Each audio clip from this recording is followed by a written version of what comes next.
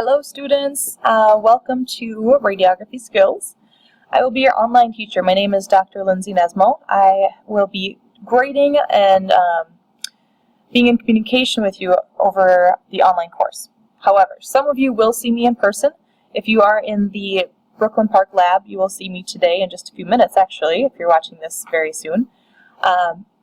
And we will meet on Tuesdays. If you are in Blaine, you will be meeting with Crystal, who will be your your lab instructor for the Blaine campus on Mondays. So if you need any more information about that, check out this down here. So your times, dates, places, and also if you're unsure, if you don't know which place you're supposed to go, you can always check in with your student advisor, who are also listed here.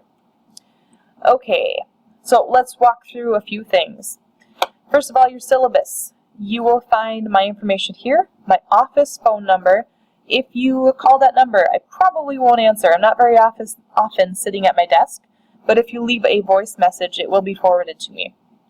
If you do not leave a voicemail, I probably won't see your missed call for at least a day or two, depending on what time of week. So give me a call, and if you do, leave a message. Otherwise, email is always great, so email's fine. We scroll down, I'll let you read through this on your own, but you will want to pay attention to the grades. I know that's a big impact for most of you. You're always concerned about that. So check that out. Let's go through the calendar quickly. You will see the Blaine lab and the Brooklyn Park lab listed on Monday and Tuesday. Just remember, you only have to come to one. If you're going to switch, or if there's something that comes up during a week, maybe you have a doctor appointment or a sick kid, and you need to go to a different lab, you do need to make sure that you arrange that ahead of time. Just showing up is not the best idea. So make sure you chat with either me or Crystal, so we can communicate and know who to expect where. Alright, Module 1. You have a quiz, a lab assignment, and a written assignment, all due in 1 week. That's a lot to do.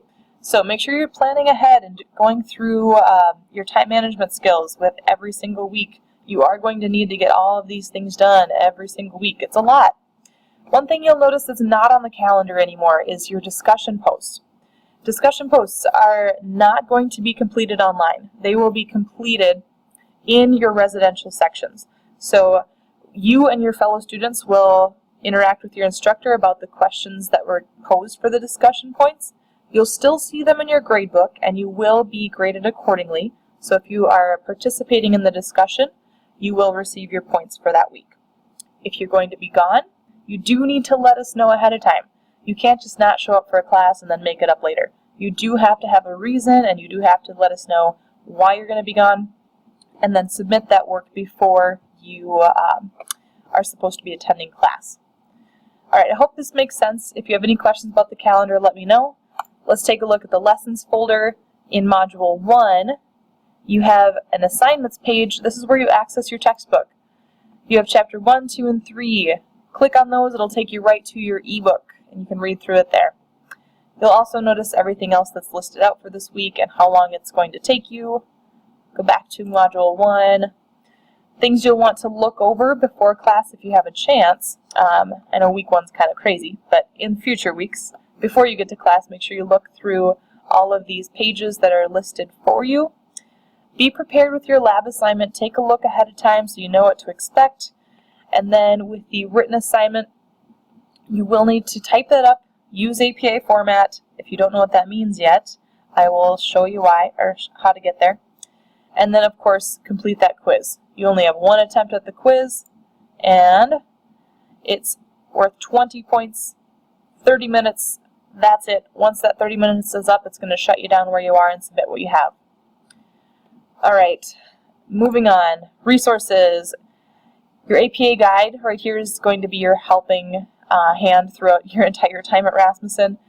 APA is the format that is expected for all written assignments in all courses, so visit that link if you haven't already, if you're not familiar. Another one that I really like is Grammarly. If you are worried about plagiarism, if you're copying and pasting, first of all, don't do it. It's not good. It's illegal. It doesn't show that you learned the information. Copy pasting will not be accepted, and it will be reported. So make sure you're not doing it. If you want to make sure that you aren't, Grammarly is a good tool. Check it out. All right. Communication. Quick message is the best way to get to me. Email is always going to be the fastest way to get a response from me, as I'm not always near my office for the phone. And then, of course, if you haven't already learned how to use the Reports tab for your grade, make sure you take a few minutes to walk yourself through that. If you haven't before, ask a classmate, ask your advisor. Otherwise, I can help you too. So, let me know if you have any questions coming forward. I will see some of you today in class on Tuesday. Others, I might not see at all, because you'll be on the Monday side of things. So, thanks, and let me know if you have any questions.